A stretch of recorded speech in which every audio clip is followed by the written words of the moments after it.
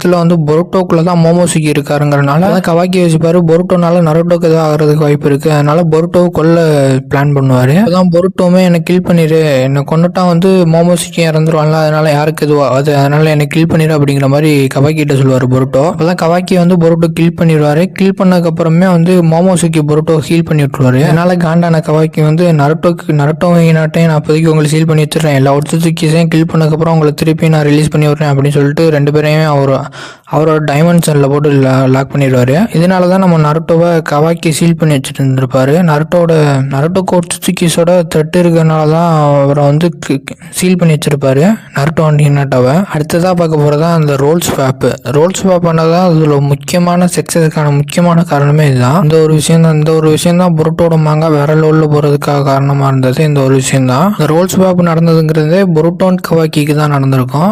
Kawaki Naruto and Hinata both